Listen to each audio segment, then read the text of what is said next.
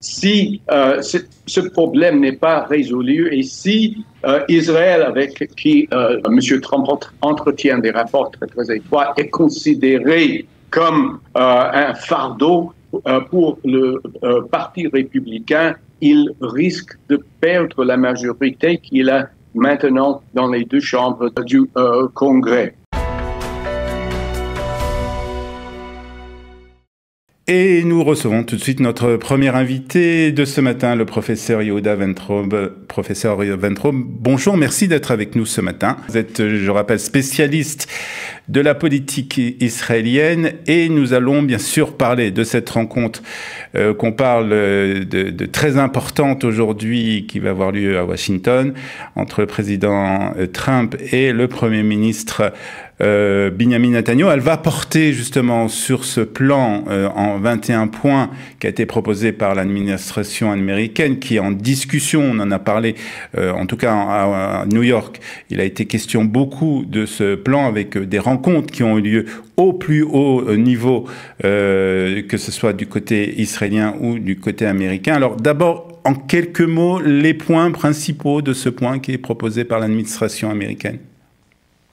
Oui, d'abord, je pense que cette rencontre sera fructueuse. Je ne sais pas s'il va arriver à aboutir à un accord. Mais les points principaux, d'abord, il y aura une fin de guerre. Il y aura, une fois que cela est mis en marche, dans les 48 heures après, tous les otages israéliens seront rendus et aussi il y aura un retour de ce qu'on dit des prisonniers palestiniens, ceux qui ont été condamnés à perpétuité et d'autres qui ont été arrêtés. Ça, c'est une chose. Une deuxième chose, il y aura une commission internationale qui va surveiller le mécanisme gouvernemental de Gaza et aussi entraînera une force de police palestinienne.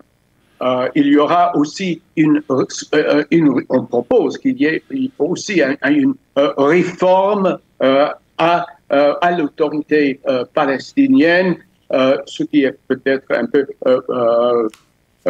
épineuse pour Israël à accepter.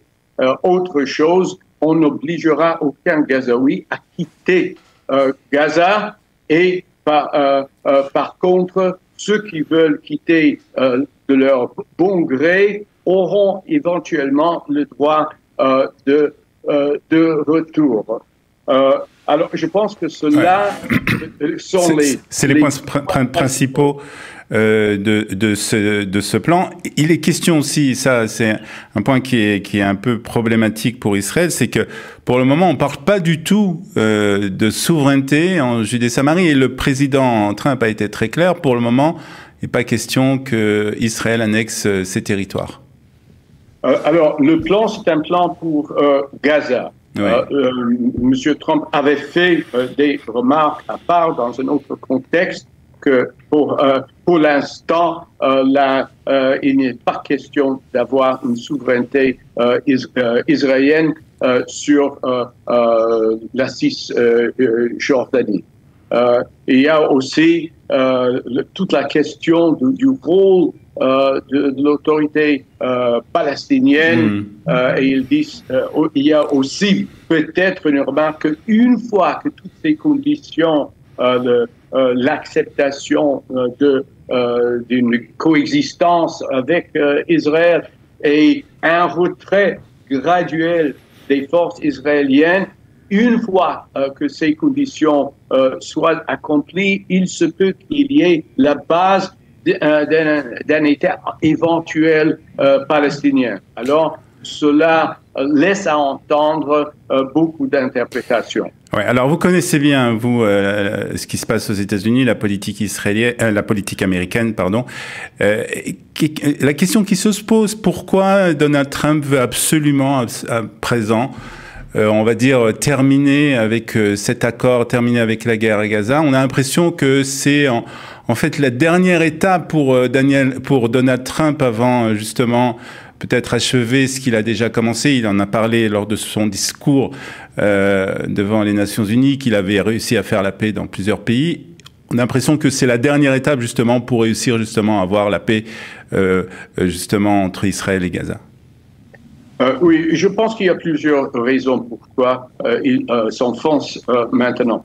D'abord, tout le monde sait qu'il brille le prix normal. Mais à part ça, il y aura des élections cette année aux États-Unis, l'année prochaine, des élections majeures. Si ce problème n'est pas résolu et si Israël, avec qui M. Trump entretient des rapports très, très étroits, est considéré comme un fardeau pour le Parti républicain, il risque de perdre la majorité qu'il a maintenant dans les deux chambres du Congrès. Alors, je pense que pour ces raisons et le fait qu'il voudrait en fait élargir et avoir une sorte de paix dans notre région qui lui permettrait de concentrer ses efforts à son rival principal qui est la Chine. Alors, pour ces raisons, je pense qu'il voit que le temps est apte, propice maintenant à avoir de promulguer ces propositions.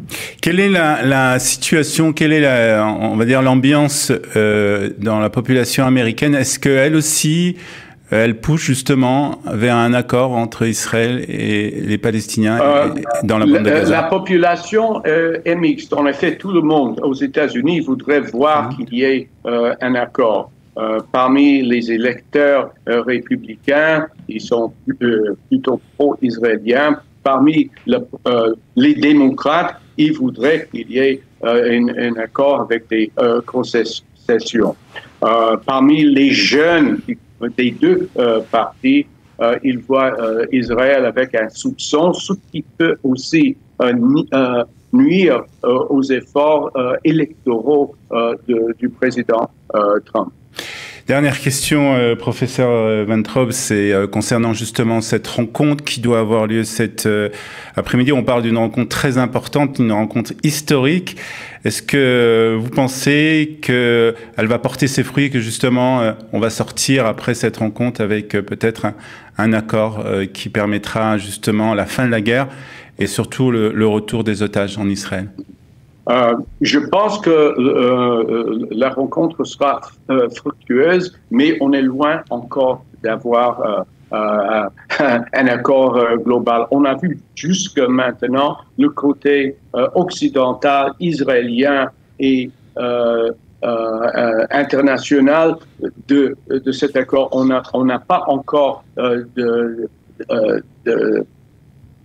d'indication quelle sera la réaction du Hamas. Je sais qu'il y a Qatar et l'Égypte qui mettent l'appui sur Hamas, qui met la pression sur Hamas qu'ils acceptent. Je ne sais pas quelle serait leur réaction à eux. Il y aura, je pense, quand même une certaine conférence de presse. On va dire qu'il y ait une entente avec Israël. Et bien sûr, il y a une expression en anglais, « the devil is in the details ». Et je ne sais pas on pourra dire que maintenant, il y aura la paix entre Israël et Hamas.